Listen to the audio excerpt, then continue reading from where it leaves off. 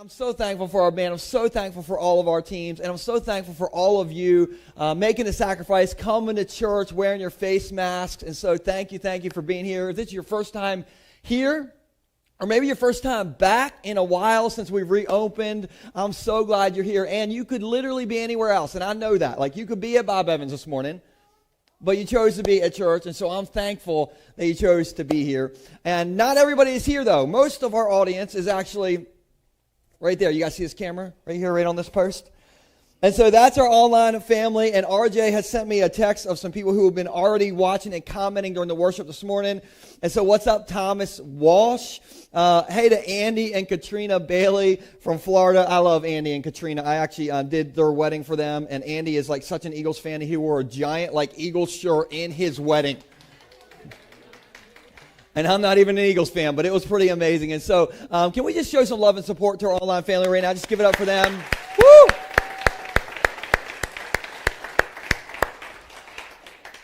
So I wanted to start out today by talking about this past Monday for me. Now, I'm curious, when you guys think about Mondays, who here is kind of like, ugh. Come on, be honest, you're in church. Who gets a little case of the Mondays sometimes? Doesn't matter to you? Okay. All right, I think you're the first person who I saw raise your hand, all right? And so listen, I know Mondays can be a little tough, but I have a $5 Starbucks gift card for you, all right? So the only rule with that is you got to use it on a Monday to make your Monday a little bit better. And look, it'll only pay like half of your Frappuccino cost, but it's $5, it'll get you there. But Mondays, a lot of us think like, oh, when it comes to Mondays get a bad rap. But this past Monday was awesome for our family because my wife, Stacy, she took off work on Monday. So I was like, I'm going to take a day. And I took the day off on Monday. And then we surprised our kids and we're like, hey, kids, you don't got to go to daycare. And so we had like a Monday fun day. And our family, we just went to the beach. And it was just our family. And about 723,000 other families, social distancing together on the beach. But we got to go to the beach in the morning. And then we went to Wawa to get subs for lunch. Come on. And there were at least 723,000 other people in that Wawa that we were in. But how many of you know, like, some things are worth risking your life for? And a Wawa sub is on that list. And so we went to the beach in the morning, and then we got our Wawa subs. And then that afternoon, we went to the pool. Our neighbor has a pool. And the only thing better than owning your own pool is having a neighbor who owns their own pool. And so we were having this great day until I went to our mailbox. Now, do you remember like going to the mailbox as a kid? And it was like an exciting place to go to? Because like, you know, that CD you had ordered maybe 8 weeks before.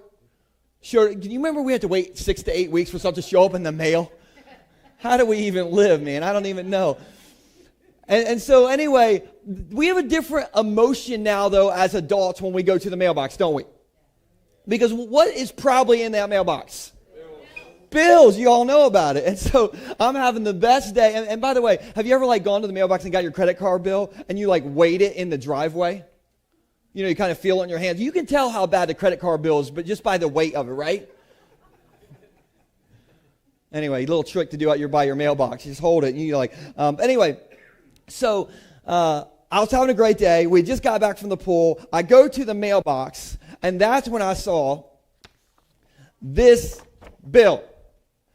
And it's from my bank. Y'all got like real nervous when I pull out a bill, all right? But I got this bill. It's from my bank, and it's for this month for our mortgage. And it says that for this month, we owe, in our payment, $177,581.34.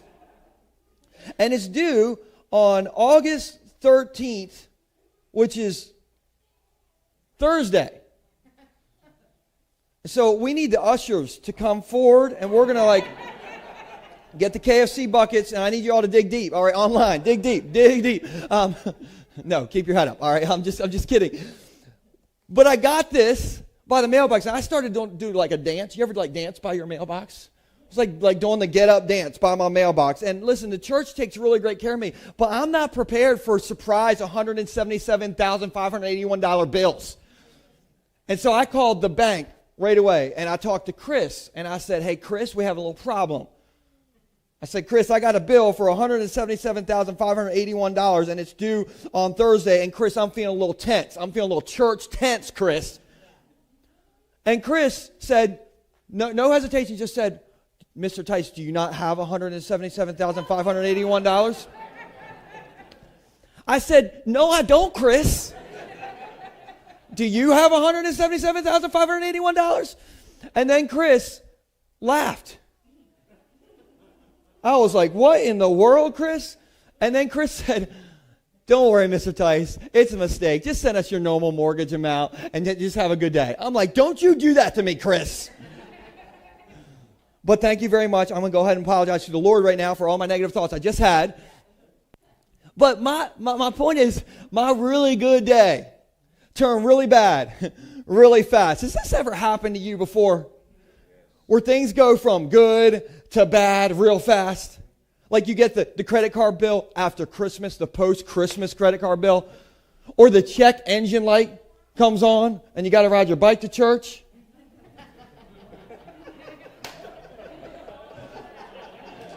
We're going to help you out, Robbie. Ushers, can you come forward? We're going to help Robbie and me out.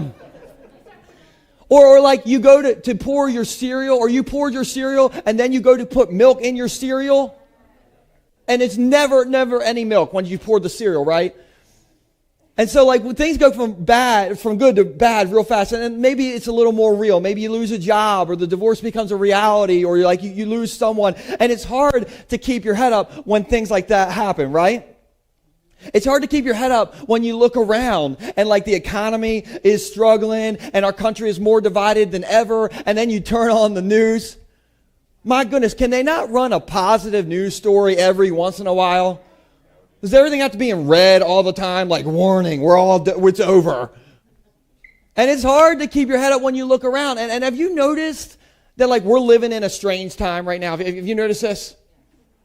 I've never seen anything like it before. Literally on Tuesday when I wrote this message in the middle of a tropical storm with no electricity, and I got 5 alerts that there are tornadoes coming. And that was the most normal day of my week. Okay, like it's just everything is so strange right now. And so like that is why I want to do this series called Keep Your Head Up. Because it's so hard to stay positive right now. And so I want us to do everything in us to keep our head up. I want us to do everything in us to stay positive. I want us to do everything in us to look for the good in the middle of the bad and believe that our God is still on the throne. He is still in control. He is always with us, and He is always going to be with us. And so we can keep our head up. Is anybody feeling that right there? We can keep our head up. So I'm calling this message, Enough of the Bad News.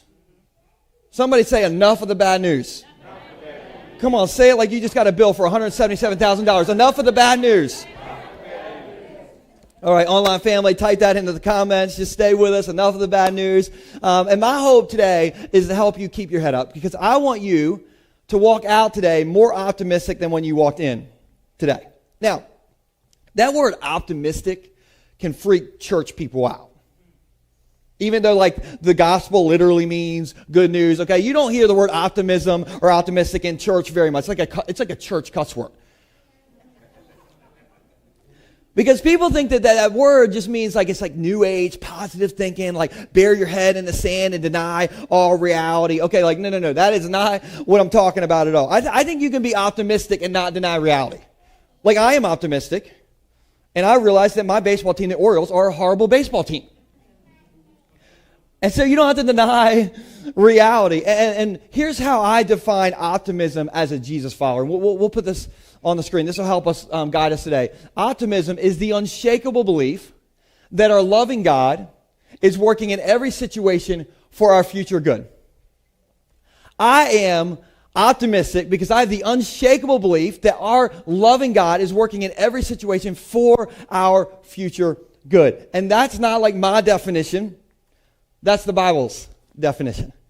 That's a guy named Paul's definition, who has all sorts of bad news coming at him in his life. But he wrote this, and this will be our core verse for today. It's Romans 8:28. And maybe you've heard it before. And it says this: And we know that, help me out, church. In all things, help me out over here. In all things. We know that in all things, God works for the good. For the good. For the good of those who love him. Now, in all things, does that mean when we get surprised $177,581 bills? Yes. Does that mean when we get surprised to find out we are going to be our kids' homeschool teacher again this school year? Lord, help me. Yes. Does it mean when the economy is struggling and we're in the middle of a pandemic? Does that include all things? Yes. And so just say in all things. In all things. And so listen, I am optimistic because I have the unshakable belief that a loving God is working in every situation for our future good, because Paul and the Bible tells us this very thing. And so I just want to give you 2 ideas today for how you can stay positive in all the bad. How you can keep your head up in all the bad. And so the first one, if you're taking notes, is this. That the thoughts you think drive the life you live. The thoughts you think drive the life you live. Now, I've noticed that there are beach people and there are pool people. And there's an easy way to tell the difference. Okay, if you're a beach person, you're normal. No, I'm just kidding. I don't want to upset the pool crowd. Okay, who's a beach person? You're like, if you had to choose, you're a beach person, beach people. Oh, most everybody. Now you all know that you're like one bad seagull incident away from becoming a pool person, right? Anybody have a seagull incident before? Yeah, okay. I won't share mine with you because you all haven't had lunch and you don't need to visualize it. But anyway, pool people. Who likes the pool noodle? Pool noodle people? Okay, I see you. All right, now it's easy to tell when pool people accidentally find their way to the beach. Because you guys are the ones that when you see like a pod of dolphins, you're the ones that are like, shark! I love pool people. I'm starting to become a pool person, actually, because I have children. And the amount of sand that my kids put in my car after every single time we go to the beach, it's a wonder that there's any sand on the beach at all. And so, like, we started to go to the pool a lot this summer because our neighbor has a pool. Our neighbor has, like, one of those 80s type pools that has, like, a sliding board and a slide and a diving board. You know those pools? Back in the 80s when, like, insurance companies still let us have fun things, we had those things. And so, like, we love going to the pool, and so in June we're at the pool. My kids are Nora's 6, and my son Nixon just turned 5, and they're great swimmers. They've been swimming forever. And we were there in June, and they accidentally dropped their dive ring into the deep end of the pool, which is 8 foot deep. And so they come right over to me, all dripping wet, and they're like, "Daddy, can you get in the deep end and get our dive ring?" And I was like, "I'm not warmed up yet." Parents, you ever use that line?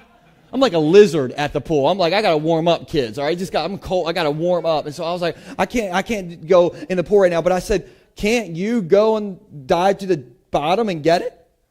And they're like, "No, Dad, we can't. We can't do that." And I went like all inspirational dad on them in this moment. I was like, if you believe it, you can achieve it. You can do it. And they're like, "No, we can't." I'm like, "No, you think you can't go to the bottom of the pool." I'm like, "You can. Okay, you can." I really was doing a lot of work just to not get in the pool. But I finally convinced my kids that they could dive to the bottom of the deep end of the pool. And guess who went to the bottom of the deep end of the pool and got their dive rings? Not me, my kids. They got to the bottom, and now they think they can go to the deep end of the pool, and they do it every single time. And I videotaped it this week because you all are looking at me like, that's not true. He is telling a preacher story. I'm going to show you a video. You want to see a video? Yeah. All right, let's roll this video. We're going to touch the bottom. So, can you guys touch the bottom? Yeah. You think you can at the same time? Yeah. Okay, I'm going to count to 3, and you go touch the bottom. Are you ready, Nora? Yeah. Okay, 1, 2, 3, go.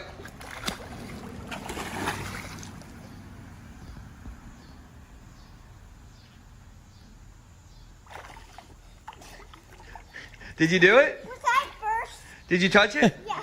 Nixon, did you touch? Yeah. Was I first? I'm having a little proud dad moment right there. You saw you all diving. Yeah, it's good. But my point in that video is this. When they didn't think they could do it, they couldn't do it. When I convinced them to think that they could do it, they did it. Do you know what Henry Ford said? Henry Ford said, we'll put this on the screen. He said, whether you think you can or think you can't, you're right.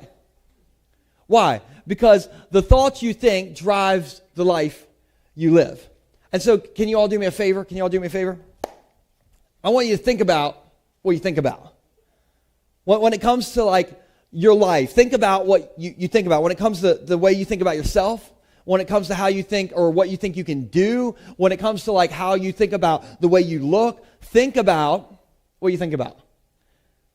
Think about what you think about when you think about our country and the economy and this pandemic. Think about what you think about. And if your thoughts are full of worry and stress and fear, then what do you think your life is going to be full of? Worry and stress and fear. Why? Because what consumes your mind, what consumes my mind, what consumes our mind controls our life. The thoughts you think drives the life you live. Whether you think you can or whether you think you can't, you're right. Now, some of you are like, oh, I don't know if I believe that. That's not in the Bible. Can I show you what's in the Bible? Proverbs 23:7 says this. For as he or she thinks in his heart, help me out left side. So is he. All right. I know you guys in your mind you're on the left side, but to me you're the right side. Okay. For as he thinks in his heart, so is he. And so, when you're full of worry and stress and fear, where does that come from? Your mind.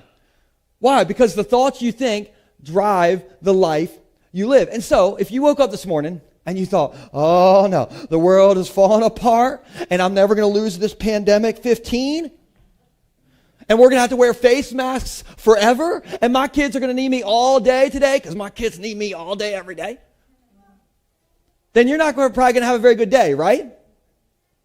Because what consumes your mind controls your life. And so what do? You got to take the power back. As Rage Against the Machine so eloquently put it. Okay, take the power back. Which means you got to control your mind. So instead of thinking like, oh no, the world is falling apart. What if you thought, yeah, we're in a big mess right now, but that's the perfect setup for God to do a big miracle.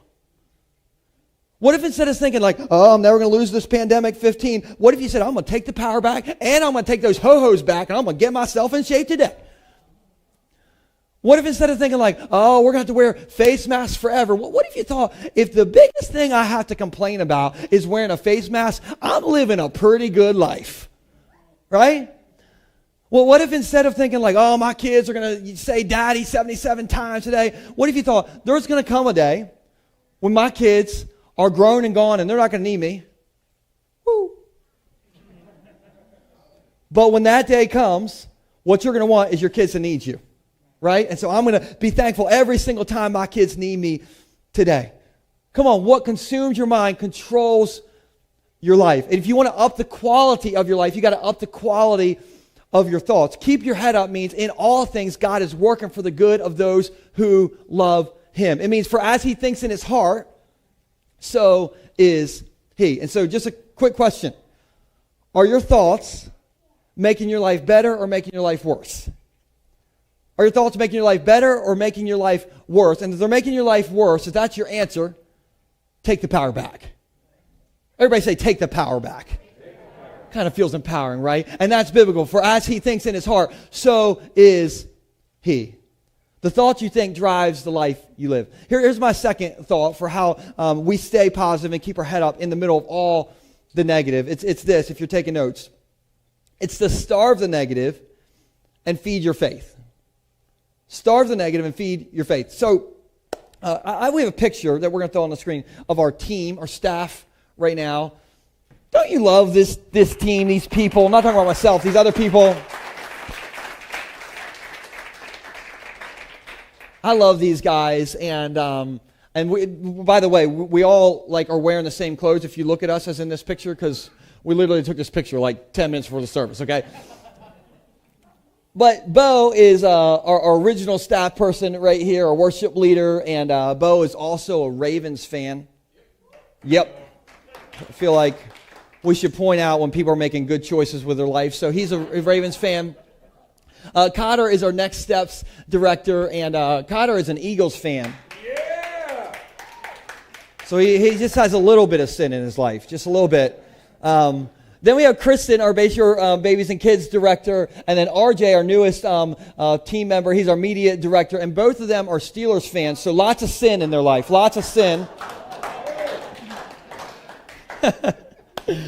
Anyway, I love our team, and me and Bo, we were the first people on this team, and we were the young dogs at the time, and now we are the old guys on the team. We're both 37, and everybody else in this picture, they're in their 20s, except for RJ. Are you even in your 20s yet, RJ? He's 20. It's 20. Okay, so they help keep me up to date with what's trending. Okay, like for instance, Cotter was the one who told me about TikTok, and I still don't even know what TikTok is, but there's something called TikTok. Cotter told me about it. He also told me about the word bougie. Like that means something's good. Bougie. I don't know. And Cotter also told me, our whole team, about this show he's been watching on the History Channel called Alone. Anybody seen this show Alone? All right, this show is amazing. And just most of you have not seen it. So the premise of the show is they get like 10 survival type people, contestants, and they separate them and they give them like small little survival items, like a little knife or like a little like fishing line or something, just a fishing line, and then they drop them off in complete remote areas like the Arctic Circle where there's wild bears. And the way you win is you have to be the one who doesn't tap out the longest, and you survive alone the longest. Like, what could possibly go wrong? Wild bears could go wrong, right? And this show is amazing, all right? These people, they have to build their own shelters. They have to, like, create homemade traps to get their food. And, like, the last episode or season we watched, the guy lasted over 80 days alone by himself, surviving on his own. I would last, like, maybe 80 minutes. At, like, minute 32, I'd be like, I'm hungry. I'm tapping out. Bring Bob Evans, okay? Just come on. But 80 days. And so the last season we watched was season 3, where these guys were in Patagonia. And there was a guy on the show named Dave Nessia. And we have a picture of Dave. All right, this is Dave. And Dave, this guy was a beast. I mean, he would catch all these trout or fish out of this Patagonia lake. And all he had was this line that he would hand line fish with. And he made a lure out of like the bone of a rabbit. And he caught all these fish, tons of fish. And by day 60, he had 2 months worth of fish saved. And the way he would save is every time he would catch a fish, he would go to his homemade hut and he would use his fire to smoke the fish, and that would preserve the fish. It preserves the fish for like 60 days. So you can eat it 60 days later and it's still not going to like be harmful or make you sick. And so he had, at day 60, he had 2 months worth of fish, but he wouldn't eat it. He was trying to save it so he could win like this show. And I'm like a TV yeller because I'm a man. That's what men do. And so I'd be watching the show. I'd be like yelling. I'm like, Dave, eat the fish. Like, Dave, get yourself a Filet-O-Fish. You got a Golden Corral buffet worth of fish. Get yourself fish, man. Dave would not eat any fish. And by day 60, he was 120 pounds. He was literally like starving, and they'd come and do these medical checks, and they ended up pulling him because his organs started to fail because he was like literally starving. And he's fine. All right, he looks like better now than he did before. But my point is, like, Dave had all these fish. He had fish for days. It was raining fish in his tent, and he wouldn't eat it. And my point is this: like, when it comes to our life, we have a choice what we consume. We have a choice what we eat and what we don't eat. And I'm not talking about food. I know I've talked about food like all morning long. You all hungry right now? Yes. Sorry, but this isn't about food, okay? But we have a choice what we eat and what we don't eat. And so, when there's bad news in abundance, when there's bad news for days, like there was fish for days for Dave Nessia. When there's bad news for days, we can either eat that, we can consume the bad news, or you can starve the negative and you can feed your faith. And I don't know if you've noticed this, but what you feed grows, and what you starve dies. And what I mean by that is if you have bad news and you just feed the bad news and your thoughts, then that bad news is going to grow or die. Grow. There you go. But if you have bad news and you starve the negative and you feed your faith, then your faith is going to grow, which is going to help you get through those bad times. And so what are you doing? You're starving the negative and you're feeding your faith. And so what if every time you got hungry, we got hungry for stuff. What if every time you got hungry for that 24/7 news cycle? Come on now. What if every time you got hungry to look at some negative Facebook comments? Do you have to look very far for those? No. What if every time you got hungry to just like feed your own negative thoughts? What if you fed your faith instead? Do you know what would happen? Your faith would grow. And it would help you get through those bad times, because what you feed grows and what you starve dies. And so here's what I'm trying to do in my life. Every time I think something bad, I'm trying to force myself to thank God for something good. Let me say that again. Every time I think something bad, I'm trying to force myself to thank God for something good. And so, like, for instance, when I went to the refrigerator to get milk the other day for my milk, and there was no milk, because there never is after you poured your cereal, right? And my first thought was not good, but my second thought was, God, thank you that even though my kids drank all the milk, I have a house full of food, and I have all these other options of things I can have. When my kids run their bikes into every single car door on my car, and there's literally a dent in all 4 doors, you guys, I'm forcing myself to say, God, thank you that I even own a car, because 90% of the world doesn't even have a car. When I was at a funeral this past week and I wanted to think, like, God, why didn't you heal Sean? What I told myself is, God, thank you that you did heal Sean, and yet now you have him in his heavenly body, and he is with you right now in this very moment having a party. And every time I think something bad, I'm forcing myself to thank God for something good. What am I doing? I'm starving the negative, and I'm feeding my faith. And what you feed grows, and what you starve dies. And so when you starve the negative, what you're doing is you're flipping it, and you're turning it into something good. You think something bad, you flip it, and thank God for something good. Can I give you an example of how someone did this in our church? You all with me? Okay, here's an example. There's this guy who comes here. I won't say his name, but he wrote me an email about a month ago, and he had just lost his job. And he lost his job because of this pandemic. And his employer said, we're really sorry to have to let you go, but when we have side work, we're going to hire you as an independent contractor, but we can't bring you on as an employee, but we will hire you back as an independent contractor when we can. And he wrote me the day after he lost his job, and he said, at first, I thought this was a bad thing. But then he said, but now I'm like, God, how awesome is this? I get to work for myself now. And he said, because I have a non-compete clause, I get to work for my old company when they need me, and I can work for anybody else. And this never would happen unless God allowed this to happen.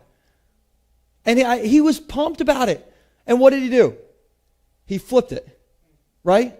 Instead of thinking something bad, he flipped it and he thanked God for something good. When you starve the negative and you feed your faith grows, and the negative starts to die in your life. In your life. And so let me ask you this. What area of your life are you having negative thoughts right now? And how can you flip it? How can you flip it? How can you go from thinking something bad to thanking God for something good? And you might say, I can't do that. I'm not strong enough to do that. Well, here's the bad news. You want the bad news first? I'm going to tell you the bad news first, because that's how I wrote it in my notes, okay? So the bad news first is that you're right. You're not strong enough to flip it. But thank God that you are not on your own. You know what the 2 verses before our main verse says in Romans 8:26? Romans 8:26 says this. We'll put it on the screen. It says, in the same way, the Spirit, come on, helps us in our weakness. In our weakness, that's when God's power is made perfect. The same power, the same Spirit that raised Jesus from the dead lives in every single Jesus follower. And so no, you can't on your own, but thank God you're not on your own. Thank God that he has a nickname, and his nickname is Emmanuel, which means God with us, which means if you're anxious right now, he is your peace. If you're confused right now, he is your guide. If you are discouraged right now, God is your encouragement. If you're hurting right now, He is your comfort. If you're weak right now, He is your strength. So keep your head up, starve the negative, and feed your faith because in all things, our God is working for the good of those who love Him. In all things. And you never know when God is going to take the bad news in your life and turn it into something good. I told you all about my appliances a few weeks ago. Who was here for the appliance story? You remember the appliance story? You guys want an appliance update? Yeah. Okay, if you weren't here, a lot of you want to hear the rest of it. Okay, if you weren't here, here's just kind of the quick backstory. Me and my wife are building a house right now, and we've been having trouble getting our appliances. And we ordered our appliances on May 21st from Best Buy, and there right now there's an appliance pandemic. There's an appliance shortage, Mr. Tice. That's what they keep telling me. And so they keep moving our date, like rescheduling it further and further into the future. And we can't move into our house until we have appliances. And so I told the story about it a few weeks ago because I was talking about attitude and I was feeling a little salty. And so here's the update. Right after I got done with that service, I walked off the stage and one of our volunteers met me. He was right over that area. And he was talking to me. He said, "Hey, Joel, I'm going to help you get those appliances." I was like, "Lord, is that you?" Because I am all ears. And then he said, here's what we're going to do. He said, "I want you to contact the CEO of Best Buy about your appliances." I was like, "Okay." And my first thought was like, I don't really think that's going to happen because honestly, I had to wait on hold for 2 hours to talk to customer service rep Karen, and she's not even all that helpful. I don't really know how we get a hold of the CEO. And he said, "Don't worry about it. I will find their contact information and I will draft the letter for you. All you got to do is send it." I was like, "Is this a trick?" Because I feel like the Lord is in this again. I'm back on board with this whole idea. And so, true story. All right. By the way, the last correspondence I had with Best Buy before this was that our appliances had been moved to be delivered the middle of September. So true story. I emailed the CEO about our appliances, the CEO of Best Buy about our appliances. And 3 days later, I had a call from the regional manager of Best Buy.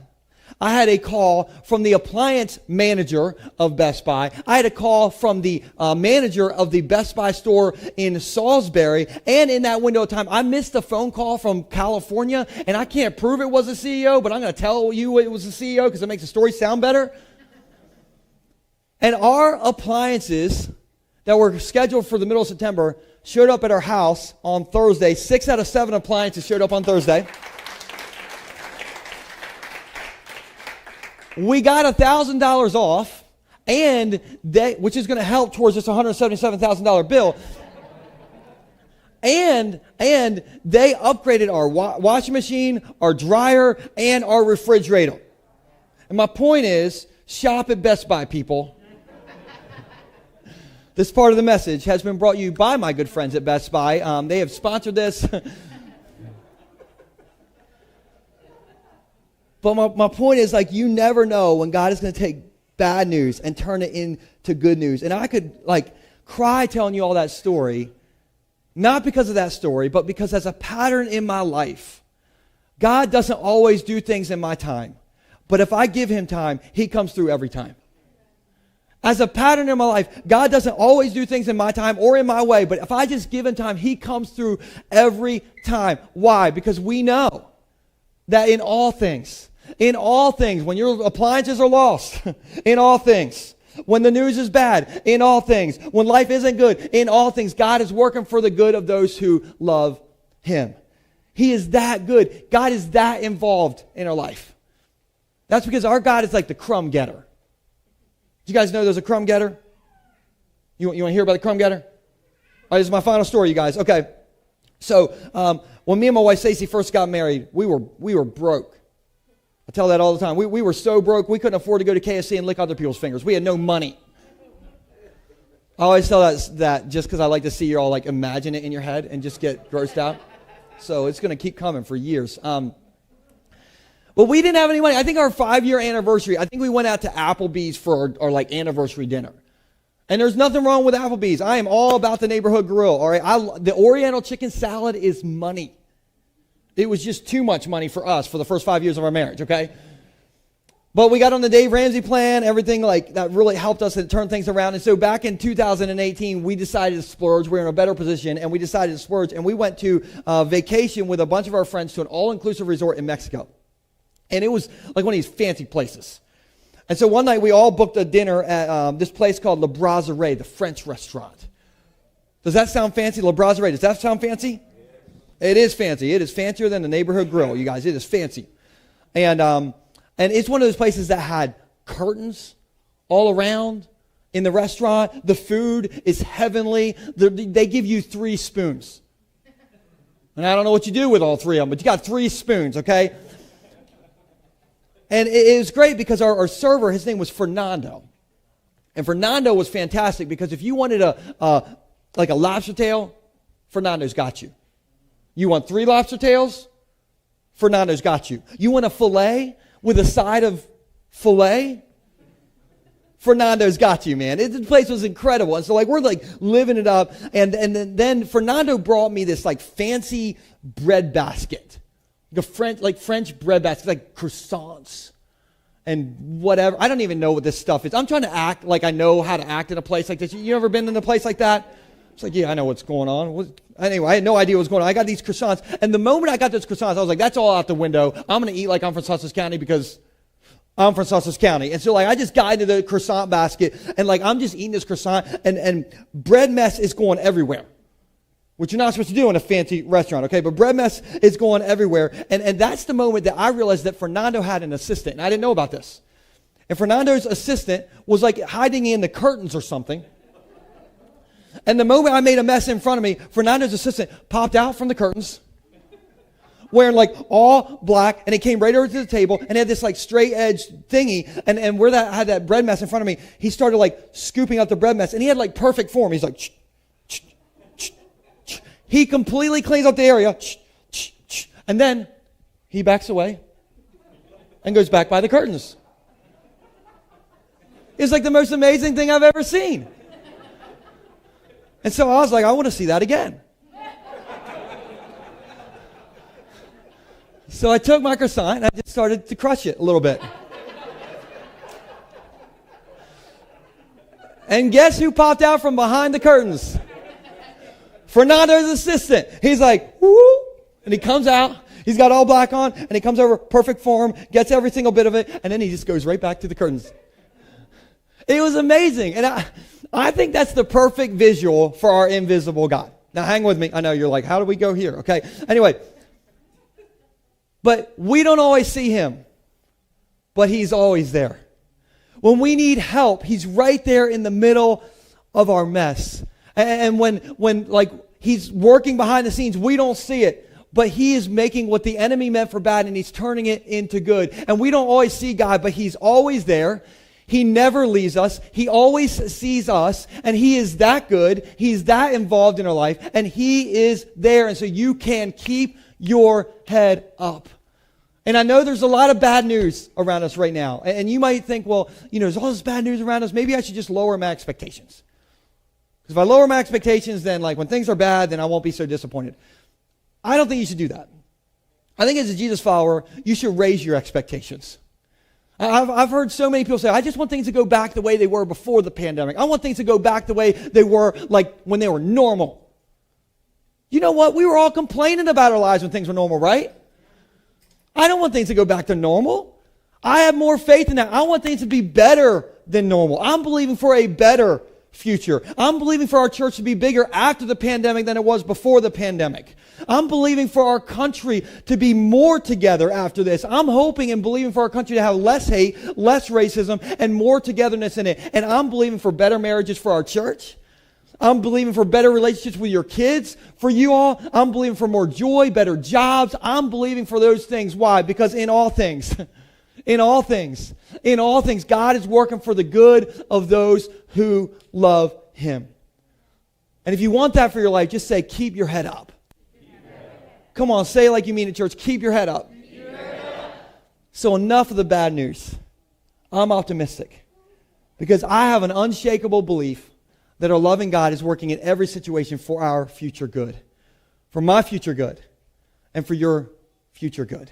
And so you can be optimistic. Let me pray for you guys.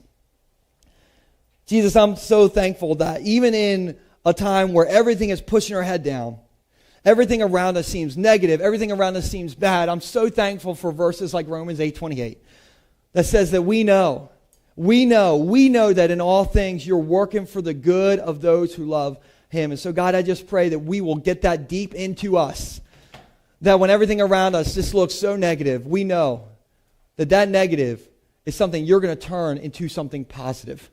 And we can't see it. You're like behind the curtains, like that assistant. I remember in that restaurant, you're behind the curtains, but you pop out and you come at just the right time and you do exactly what you planned on doing the entire time to make things just the way you see it.